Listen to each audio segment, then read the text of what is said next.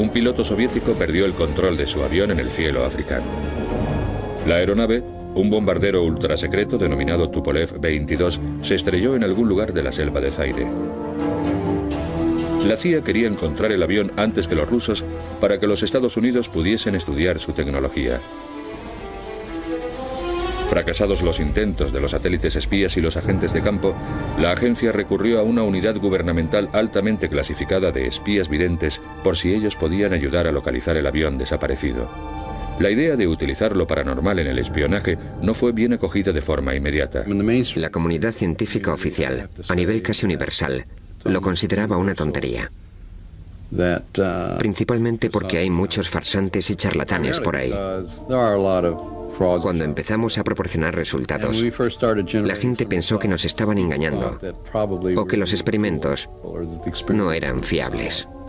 Aún así, el gobierno de los Estados Unidos había estado adiestrando y utilizando videntes como espías desde el comienzo de la Guerra Fría. A principios de los años 30, un psicólogo de la Universidad de Duke acuñó el término percepción extrasensorial, PES. El término utilizado actualmente es el de visión remota. La visión remota es la capacidad de captar lo que se halla oculto a los 5 sentidos, que puede encontrarse en la habitación contigua o al otro lado del mundo. Las visiones más certeras se producen cuando la posibilidad de distracción es mínima. Descubrimos que el mejor entorno para llevar a cabo la visión remota era una habitación de un color totalmente homogéneo y sin objetos en su interior. La llamamos la sala gris. Era gris, con aislamiento acústico y las luces de una intensidad específica. No había influencias ambientales que pudiesen afectarle. Con las distracciones reducidas al mínimo, el vidente remoto podía empezar a recibir impresiones. La información llegaba siempre en formatos muy diversos. Podía tratarse de sonidos, sensaciones, gustos, olores. Generalmente, si no conseguía encontrarle mucho sentido a la información, intentaba estructurar sus componentes, combinarlos para que formasen algún tipo de imagen coherente. Dichas imágenes resultaban especialmente útiles a los miembros de la inteligencia estadounidense por sus obvias implicaciones con el espionaje. La CIA se interesó por las posibilidades del tema, porque de ser cierto podías sentarte en una habitación y trasladar tu consciencia a cualquier punto del planeta. Evidentemente la CIA estaría encantada con eso. En abril de 1953, Allen Dulles, director de la CIA durante la presidencia de Dwight D. Eisenhower, creó un programa secreto para crear armas de guerra psicológica tales como el control mental y la hipnosis. El origen del interés de los gobiernos estadounidenses por los fenómenos psíquicos se sitúa aparentemente en los años 50, en un proyecto denominado MK Ultra. En los primeros tiempos del MK Ultra, el espionaje psíquico era esencialmente teórico. Pero en febrero de 1960, un extraño acontecimiento internacional preparó el escenario para la utilización generalizada de espías psíquicos a ambos lados del telón de acero. Esta revista científica francesa reveló los detalles de un experimento secreto estadounidense. El artículo explicaba que en julio de 1959, desde Friendship, Maryland, un vidente había enviado telepáticamente información a otro vidente que se encontraba a bordo del USS Nautilus, un submarino nuclear situado a miles de kilómetros de distancia en el gélido océano Ártico. En su sede central de Moscú, la KGB pasó rápidamente a la acción. Cuando tuvieron conocimiento de los experimentos del Nautilus, los soviéticos se apresuraron a desarrollar su propia investigación del espionaje psíquico. Los soviéticos estaban preocupados y atemorizados porque los estadounidenses lo superasen en el campo de la investigación paranormal. Pero la KGB tenía un problema. El estudio de lo paranormal estaba estrictamente prohibido por la doctrina comunista, así que tenían que encontrar formas de sortear la política oficial. La KGB estaba dispuesta a usar cualquier medio a su alcance para convencer a los dirigentes soviéticos de que la investigación debía continuar, aunque supusiese mentir a dichos dirigentes o despistarlos. En realidad, la mayoría de los historiadores están convencidos de que los experimentos del Nautilus no llegaron a realizarse y que quizá el artículo fue un simple bulo. Ahora creo que aquel incidente solo fue una maniobra de la inteligencia soviética brillantemente elaborada, para engañar a sus dirigentes, para que permitiesen que la KGB continuara su investigación con videntes, utilizando todo el conocimiento a su alcance para aplicar los frutos de dicha investigación al arsenal soviético.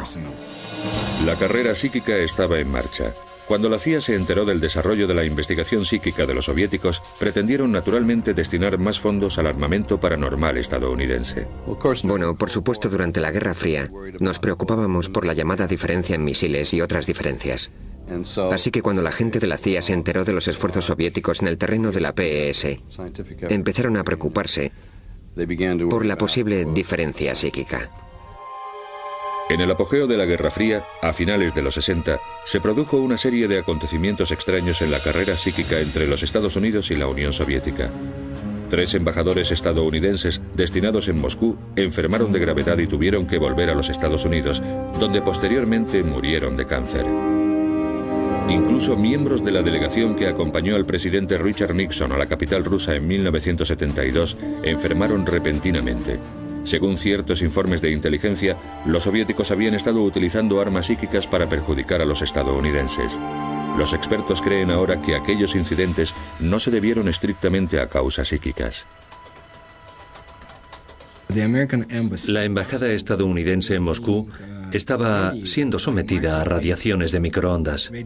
Debido a eso, parte del personal estadounidense había desarrollado enfermedades y trastornos, y a su regreso murieron algunos. Estuviesen o no los soviéticos atacando la embajada estadounidense en Moscú, las enfermedades eran tan solo los acontecimientos más recientes. Durante los años 60 se tuvieron noticias de otros desarrollos en el terreno de la guerra psíquica por parte de la Unión Soviética. Esas historias convencieron a la CIA de que los rusos estaban ampliando la diferencia psíquica.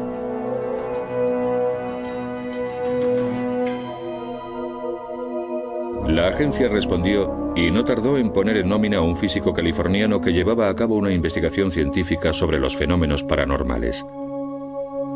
A continuación veremos cómo este científico ayudó a un espía psíquico a penetrar en una instalación nuclear soviética situada al otro lado del mundo, sin siquiera salir de su laboratorio.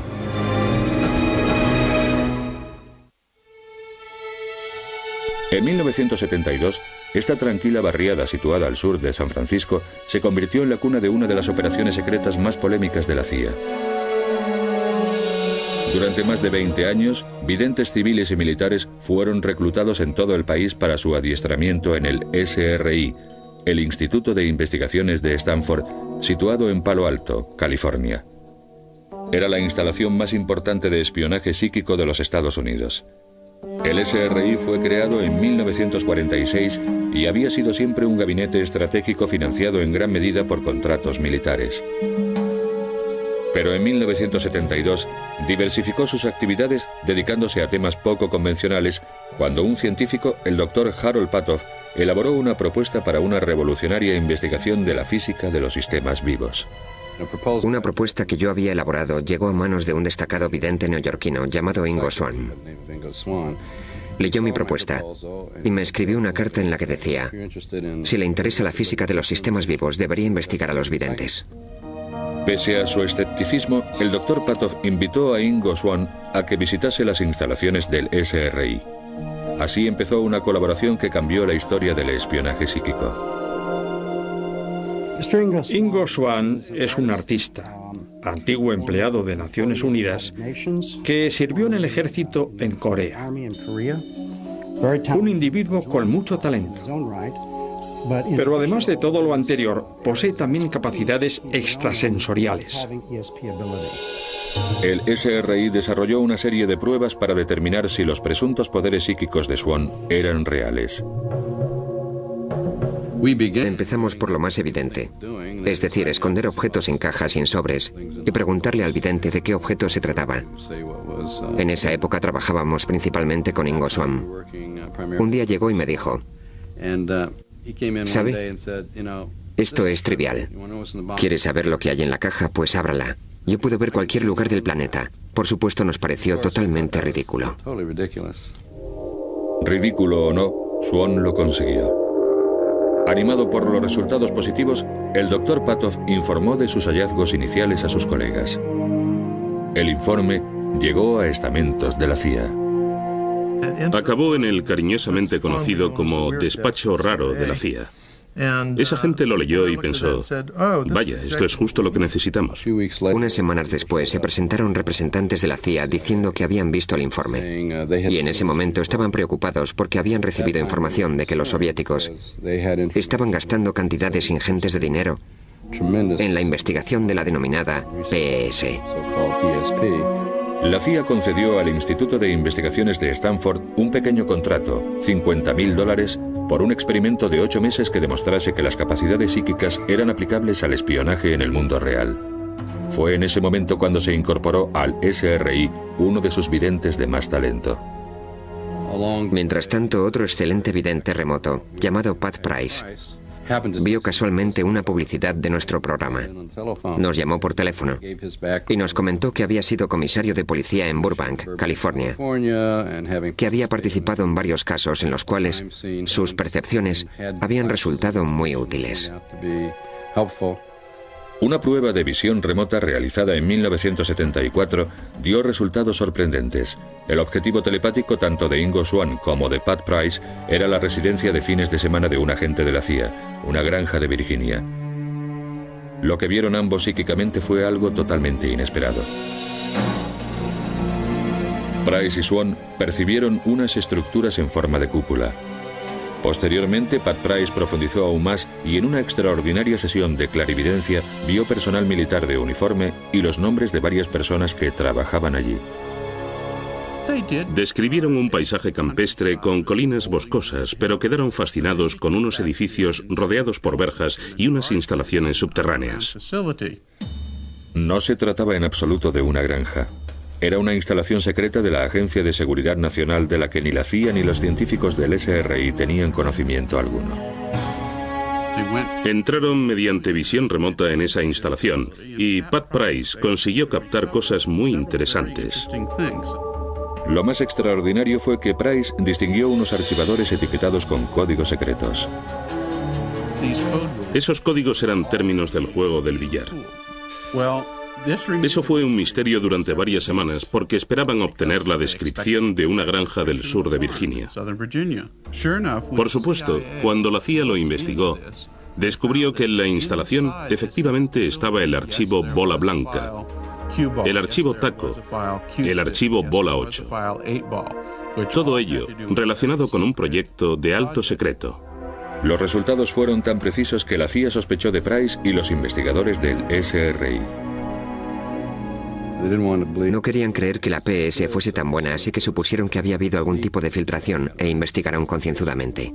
Al no descubrir la agencia indicios de juego sucio, decidieron que estaban dispuestos a utilizar espías psíquicos contra el principal enemigo de los Estados Unidos durante la Guerra Fría, la Unión Soviética. Un problema estratégico muy importante que los servicios de inteligencia llevaban años intentando resolver era lo que estaba ocurriendo en Semipalatinsk, en la Unión Soviética. En 1949, esta instalación militar secreta fue el escenario de la prueba de la primera bomba atómica soviética. Desde entonces, había sido objetivo de la inteligencia occidental. ¿Era una instalación subterránea de investigación nuclear? ¿Era una instalación de prueba de misiles? Se dedicaron muchos tipos de recursos a la resolución de este problema. Uno de ellos fue el espionaje psíquico. En el verano de 1974, Price llevó a cabo otra sesión excepcionalmente detallada de visión remota. Aislado en una sala especial del Instituto Stanford, consiguió acceder telepáticamente al otro extremo del mundo y dibujar muchas de las características de la instalación soviética. La CIA quedó impresionada cuando los satélites espías confirmaron la exactitud de los dibujos de Price. El SRI había demostrado que el espionaje psíquico podía funcionar. La información recopilada mediante esas dos visiones remotas hizo que los servicios de inteligencia se percatasen de repente de que podía tratarse de una herramienta muy útil. Y partiendo de esa base, el programa empezó a ampliarse. La CIA pidió a Price que a continuación se centrase en Libia. Price localizó psíquicamente centros clandestinos de instrucción de guerrilleros. Su presencia fue confirmada posteriormente por fotografías de reconocimiento. Con el tiempo, los logros de Price fueron considerados tan sorprendentes que pasó a trabajar directamente para la CIA. El programa de espionaje psíquico sufrió un duro revés cuando en 1975 Price murió repentina y, según algunos, misteriosamente a la edad de 56 años. Se comentó incluso que en realidad Price seguía vivo. En esa época hubo mucha preocupación. ¿Se trataba de un infarto natural? ¿O alguien le había suministrado alguna droga? O lo que fuese para acabar con él. Todo aquello era absurdo. Yo estuve en su funeral, vi su cadáver. Estaba en un ataúd abierto. Price había sido el principal espía psíquico de la CIA. Su prematuro fallecimiento debilitó el programa de espionaje psíquico de los Estados Unidos. Por otra parte, se revelaba por primera vez al público la oscura participación de la agencia en Vietnam y el escándalo Watergate. La CIA estaba metida en muchos terrenos y algunos no eran posiblemente muy seguros. Todo eso empezó a salir en los periódicos. La agencia se vio presionada para ceder su control directo sobre las operaciones de espionaje psíquico. Con el Congreso y la prensa investigando a la CIA, su director William Colby no tuvo más remedio que hacer limpieza. Ordenó a todos los que participaban en proyectos extraños que se librasen de todo lo que pudiera resultar polémico, raro o especial. Por supuesto, la visión remota entra de lleno en esas categorías, así que la CIA tuvo que descartar el proyecto. Sin embargo, ahí no acabó el apoyo gubernamental a la visión remota. A finales de 1975, el programa pasó a manos de una poco conocida pero poderosa rama del estamento militar denominada DIA, Agencia de Inteligencia para la Defensa. La DIA creó una nueva unidad de espionaje psíquico en Fort Meade, Maryland. Durante los 20 años siguientes, la DIA utilizó varios nombres en clave, incluyendo Grill Flame, Sam Strick y Scanate. Pero actualmente Stargate es el principal nombre asociado a las aventuras estadounidenses en el terreno del espionaje psíquico. La mayor parte de los cientos de misiones de espionaje de Stargate permanecen clasificadas. A continuación, el más sagaz de los espías psíquicos nos revela varias operaciones secretas, incluyendo su papel especial en la localización de un general de la OTAN secuestrado. Fort Meade, Maryland, está situado al norte de Washington, D.C. Fue en esta base militar, dentro de este modesto bungalow, donde la Agencia de Inteligencia para la Defensa adiestraba secretamente a sus videntes para que espiasen para los Estados Unidos. Stargate era una unidad a disposición permanente de todas las agencias gubernamentales que requerían sus servicios psíquicos. Participó en todos los conflictos importantes de los Estados Unidos, desde unos años antes de la crisis de los rehenes de Irán de la década de los 70 hasta después de la Guerra del Golfo en los 90. Los espías psíquicos jugaron también un papel estratégico vital al contribuir a determinar lo vulnerable que era Estados Unidos al espionaje psíquico de otras naciones. Dentro de los servicios de inteligencia del ejército, estábamos especialmente interesados en la evaluación de amenazas. Según el tipo de información que lográsemos obtener, cabía suponer que los soviéticos, mediante las mismas prácticas, podrían obtener la misma información de nosotros. Se estableció un perfil de capacidades psíquicas potenciales y reclutaron hombres y mujeres de todos los departamentos militares. La conclusión a la que se llegó durante el programa era que la disposición para la visión remota como talento natural se parecía bastante a la disposición para la música. Si un recluta tenía éxito en la actividad a la que se dedicase, si era un líder nato, si tenía confianza en sí mismo y dotes artísticas, entonces era un buen candidato. Uno de los oficiales de inteligencia que se presentó al programa para someter a prueba sus talentos para la visión remota fue Joe McMonigal. Resultó ser un vidente remoto nato. Joe McMonigal era militar de carrera y veterano de Vietnam. En mayo de 1977, mientras estaba destinado en Fort Meade, recibió la oportunidad de convertirse en espía psíquico. Cuando empecé a hacer visión remota, no tenía ni idea de lo que iba a pasar. Pero al cabo de un tiempo, empecé a prestar mucha más atención a la forma en que procesaba la información dentro de mi cabeza en vez de a lo que ocurría en el exterior. Los responsables de Stargate descubrieron muy pronto lo precisas que podían ser las capacidades psíquicas de McMonigal.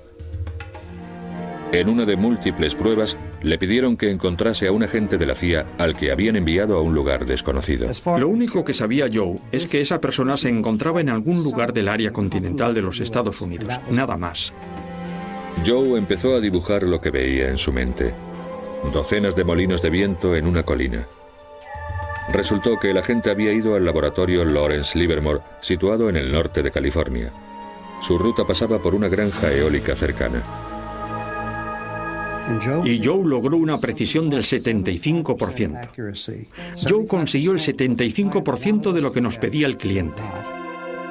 La precisión de los dibujos de McMoneagle sorprendió a todos los participantes en la prueba, incluyendo al propio Joe. Quedé anonadado cuando empecé a probar con la visión remota. Pensé, esto va a ser interesante, podría ser divertido. Pero cuando describes algo que no has visto jamás y después vas a visitarlo y descubres que no estabas totalmente en lo cierto, eso tiende a cambiar tu concepto de la realidad. Para probar más a fondo la fiabilidad del espionaje psíquico, dieron intencionadamente a McMoneagle pistas falsas. Le mostraron una fotografía aérea de un hangar. Cabía esperar que un vidente que contemplase esa foto supiera que había aviones en el interior y tendiese a hacer dibujos de aeronaves. En realidad lo que dibujé fueron planos transversales del carro de combate XM-1. El carro de combate XM-1 era una nueva arma secreta recientemente añadida al arsenal de los Estados Unidos. Y era ese carro y no aviones lo que había en el hangar. Hizo unos dibujos, yo los he visto y son fabulosos. La sesión fue todo un éxito. Describió todo aquello a la perfección. Los directores del proyecto quedaron horrorizados de que alguien pudiese obtener tanta información sobre el producto en el que estaban trabajando. Con sus capacidades como vidente ya demostradas, McMoneagle fue solicitado regularmente para importantes misiones de espionaje. Una de dichas operaciones estaba relacionada con la crisis de los rehenes de Irán. En noviembre de 1979, unos ciudadanos estadounidenses fueron secuestrados y desalojados de la Embajada de los Estados Unidos en Teherán. El ejército encargó a McMoneagle la tarea de colaborar con un destacamento especial denominado Enclave Desierto 1 que preparaba un asalto para liberar a los cautivos.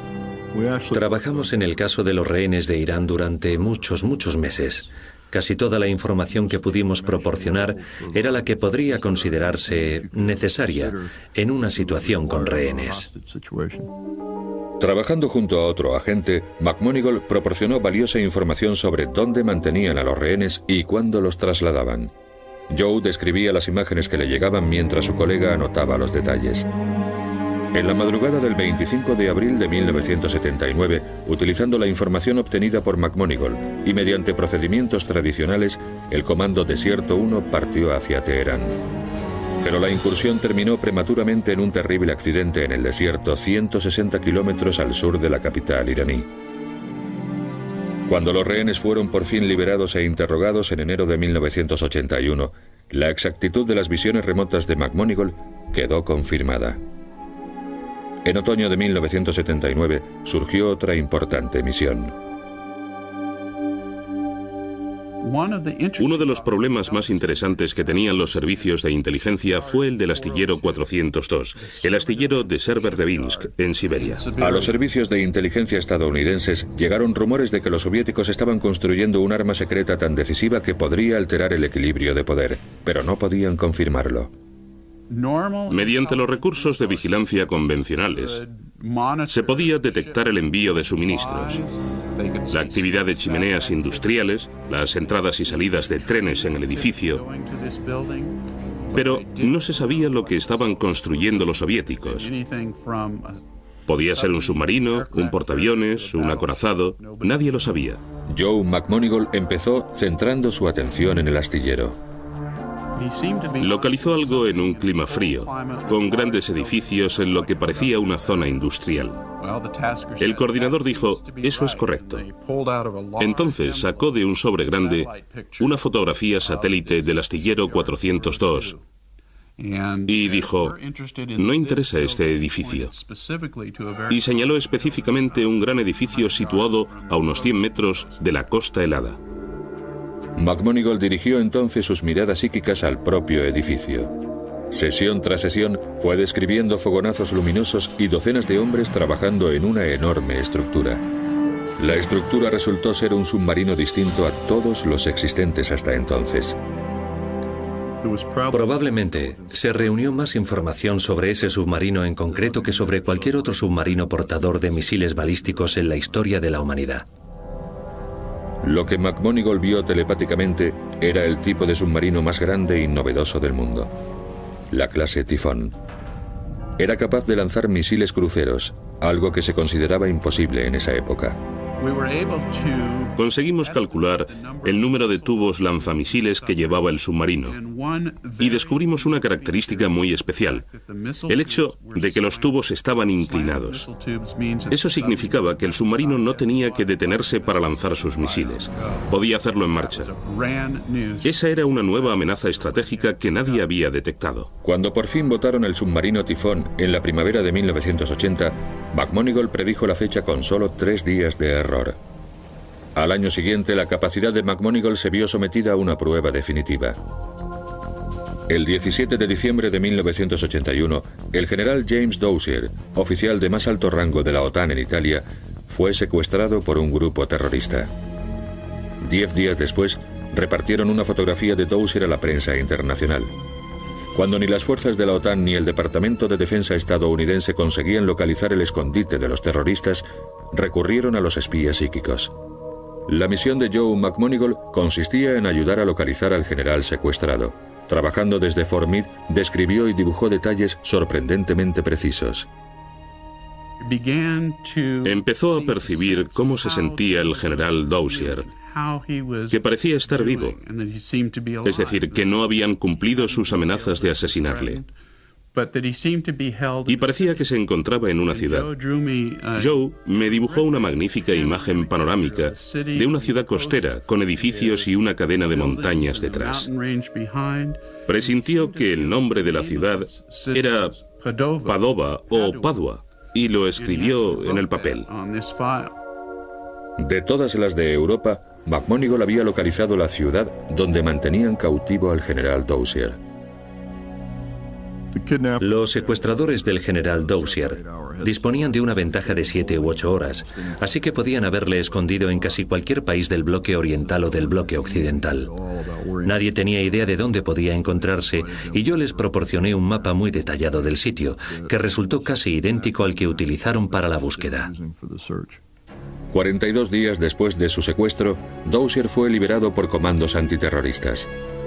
A posteriori se comprobó que las descripciones proporcionadas por McMonigle habían sido totalmente certeras. Pero el trabajo de McMonigle había sido ampliamente ignorado. Las autoridades eran reacias a arriesgarse con una fuente psíquica de información en una misión seguida tan de cerca por la prensa internacional. Nadie quería que le pillasen cerca de un vidente. Podía ser el fin de su carrera. Todos pretendían utilizar la información que yo proporcionaba, pero nadie quería admitirlo. A continuación, un extraordinario caso de espionaje psíquico. Un avión secreto enemigo fue localizado cuando lo único que se sabía con certeza era que se había estrellado en algún lugar del continente africano.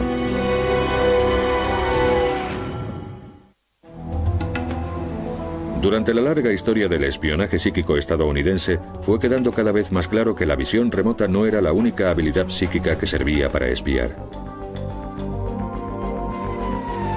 Personalmente prefiero la visión remota, porque la información que proporciona es mucho más estructurada y utilizable. Pero hay otras técnicas y otros métodos igualmente valiosos. Probablemente el segundo en utilización sea la radiestesia.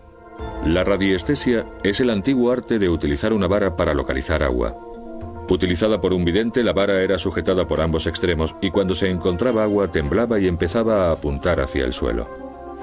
En el terreno del espionaje, los psíquicos utilizaban otro tipo de herramienta para localizar objetivos en todo el mundo. El vidente sostiene el cordel sobre el mapa y se concentra en el objeto determinado. Una vez localizado, la herramienta divinatoria oscila hacia las coordenadas del objetivo. Esta técnica se denomina radiestesia en mapa. Se sabe que durante la guerra de Vietnam, los marines utilizaron la radiestesia para localizar túneles norvietnamitas tan bien camuflados que no había otra forma de encontrarlos. Parece que aquello tuvo éxito y fue posiblemente uno de los primeros intentos de utilizar un fenómeno paranormal con fines militares. La radiestesia en mapa se enfrentó a un gran reto desde el principio de la historia de su programa de desarrollo. En marzo de 1978, en el cielo de las selvas de Zaire, un piloto ruso perdió el control de su bombardero de alto secreto, un Tupolev 22. El piloto se lanzó en paracaídas y el avión se estrelló. Como ni los satélites espías ni los agentes de campo conseguían localizar los restos del aparato, se recurrió a los espías psíquicos. En esta misión participaron 2 videntes independientemente. Uno en el Instituto de Investigaciones de Stanford, en California, a 4.000 kilómetros de distancia, y el otro en la base aérea de Wright-Patterson, situada al nordeste de Dayton, Ohio. A ambos videntes remotos les mostraron una fotografía del tipo de aeronave que buscaban. Lo único que sabía la CIA era que el avión se había estrellado en algún lugar de África. Resultó que combinando visión remota y radiestesia en mapa nos acercamos mucho a donde se encontraba el objetivo y enviamos allí gente a buscar el avión. Ambos psíquicos hicieron dibujos detallados de un paisaje selvático. Combinando sus aportaciones, consiguieron dirigir a los agentes de campo. Enviaron a un equipo y conforme se iban acercando se encontraron con nativos que llevaban piezas del avión. Siguieron el rastro y encontraron el aparato. Al encontrar el avión antes que los soviéticos, la CIA consiguió sus secretos tecnológicos. Otra pieza cobrada en el ajedrez de la Guerra Fría. Aunque esta operación se llevó a cabo al principio del programa Stargate, se la mantuvo clasificada hasta 20 años después, cuando el expresidente Jimmy Carter hizo pública la historia en diciembre de 1995. El accidente del avión en Zaire y la utilización de visión remota para localizarlo es uno de los múltiples experimentos que pensábamos que estarían clasificados indefinidamente. Pero posteriormente, Jimmy Carter, después de su mandato, mencionó que buscaban un avión caído en África y mediante visión remota consiguieron localizar el lugar del impacto. Hay otras misiones de espionaje psíquico que no han sido dadas a conocer oficialmente por parte del gobierno, aunque algunos de los protagonistas hayan revelado su participación en las mismas. En una de ellas, un psíquico del ejército utilizó precognición, la capacidad paranormal que permite prever acontecimientos antes de que sucedan. Posiblemente la sesión más espectacular en la que participé fue aquella en la que se previó el ataque de los iraquíes sobre el USS Stark, un destructor estadounidense que navegaba tranquilamente por el Golfo Pérsico. En mayo de 1987, el capitán Paul Smith era uno de los videntes remotos del equipo Stargate. Aislado en una sala especial de Fort Meade, Smith previó unos acontecimientos que ocurrirían 2 días después. Empecé a describir una estructura metálica. Después me di cuenta de que la estructura estaba en el agua y en movimiento. Intuí que se trataba de un destructor estadounidense. De repente localicé también una aeronave. Volaba a considerable distancia de la embarcación. En un momento dado, el avión lanzaba 2 objetos largos y finos, con aletas gruesas. Emitían un ruido estruendoso y parecían volar sin destino hasta que los objetos coincidieron con el barco. Había fuego, humo y gente gritando. Horas después del suceso quedó confirmada la premonición del capitán Smith. Confundiéndolo presuntamente con un avión enemigo, un caza iraquí lanzó 2 misiles Exocet contra el USS Stark. Ocurrió 4 años antes de la Guerra del Golfo. Los iraquíes se disculparon públicamente ante los Estados Unidos, pero murieron 37 estadounidenses. La precisión fue asombrosa. No describí nada que no sucediese y tampoco omití mucho de lo que sucedió. Probablemente no haya vivido nunca una sesión tan clara antes y después. Psíquicos de Stargate como Paul Smith participaron activamente en muchas de las misiones norteamericanas de espionaje más importantes durante otra década. Pero los Estados Unidos no era el único país que invertía millones en espionaje psíquico. Los soviéticos tenían sus propios programas psíquicos plenamente desarrollados y realizaban pruebas paranormales de control mental. La CIA temía que esos experimentos fuesen una amenaza potencial para la seguridad nacional. Con la información que habían conseguido sobre el bloque soviético, descubrieron que investigadores de la Unión Soviética, investigadores de alto nivel, doctores de los mejores institutos, trabajaban intensamente en la denominada Área Sí. Y eso tenía muy preocupada a la CIA. La preocupación de la agencia no era infundada. A continuación, secretos desclasificados en 1995 revelan que la KGB creaba agentes zombies para utilizarlos como saboteadores y asesinos.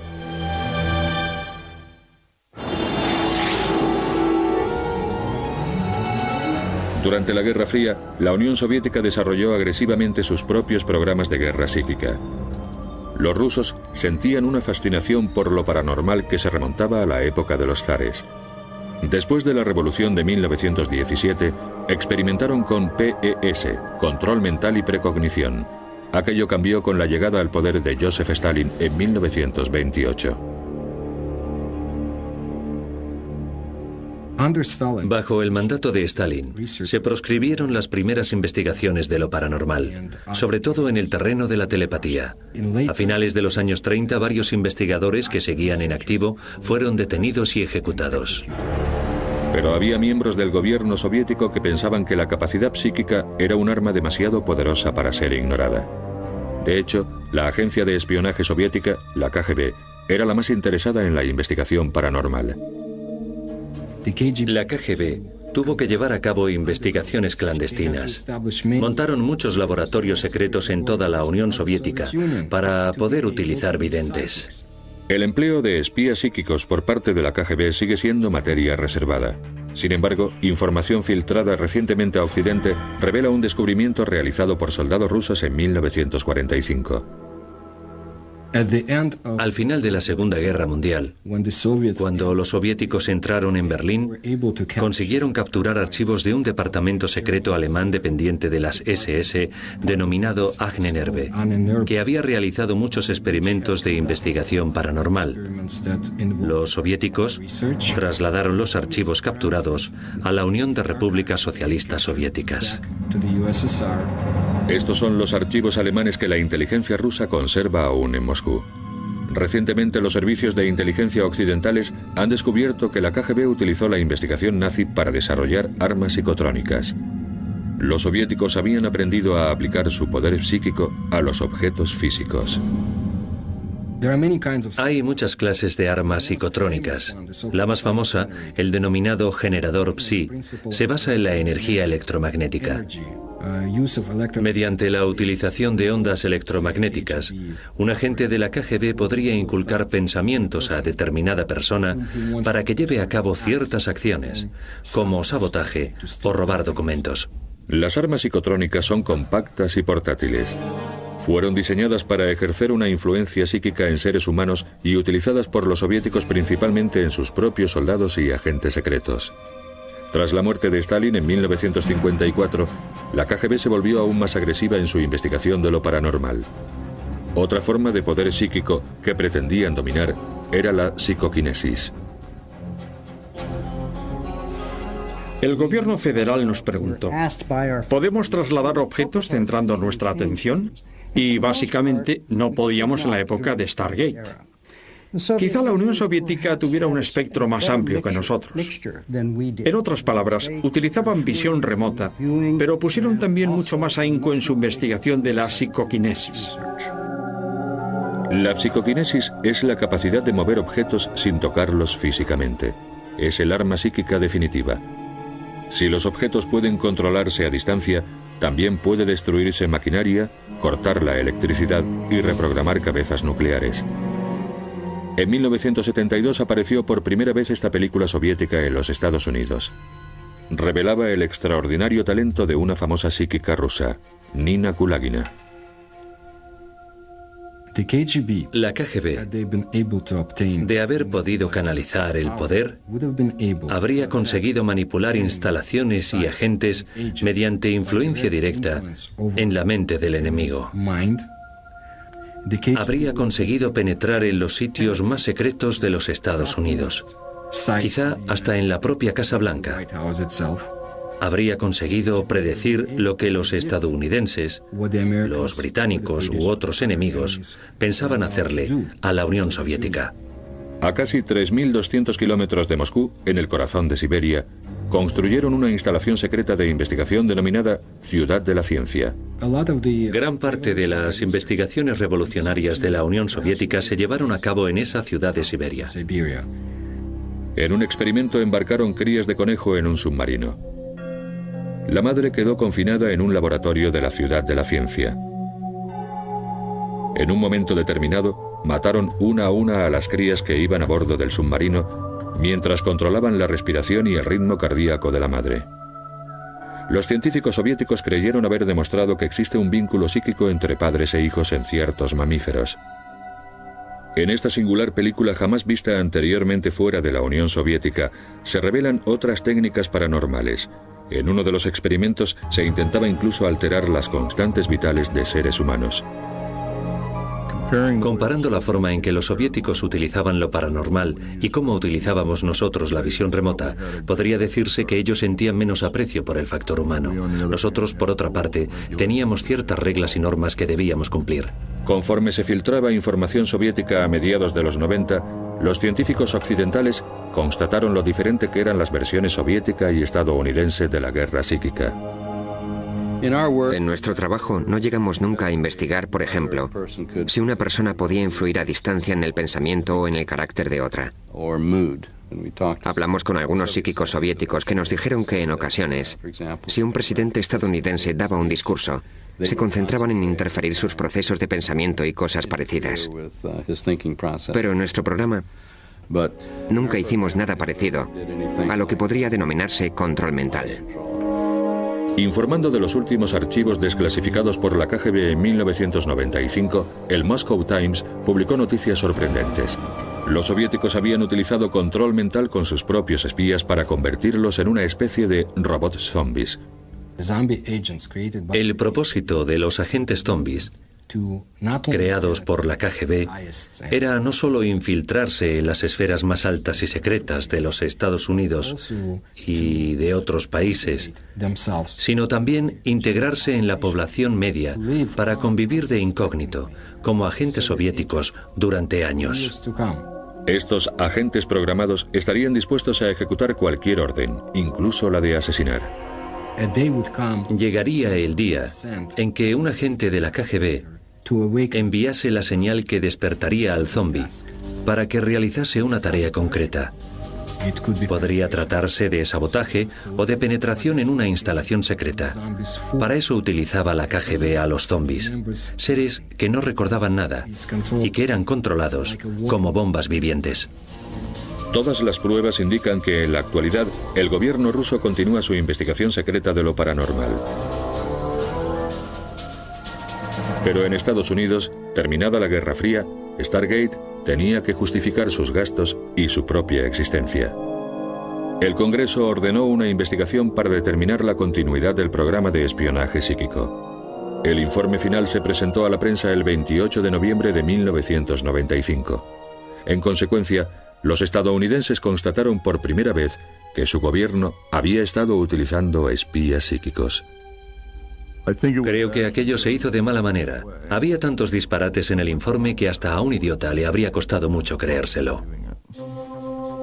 El informe resultó polémico. Hubo división de opiniones entre los expertos. Pero el Congreso llegó a la conclusión de que lo paranormal no era una fuente de información suficientemente fiable y ordenó la cancelación del programa psíquico. No todo el mundo estuvo de acuerdo. Creo firmemente que se debería proseguir con la investigación. Es probable que en un momento dado se dé un paso decisivo o se encuentre una clave fundamental. Cuando lleguemos a ese punto, ampliaremos nuestra visión de lo que ocurre exactamente en el universo.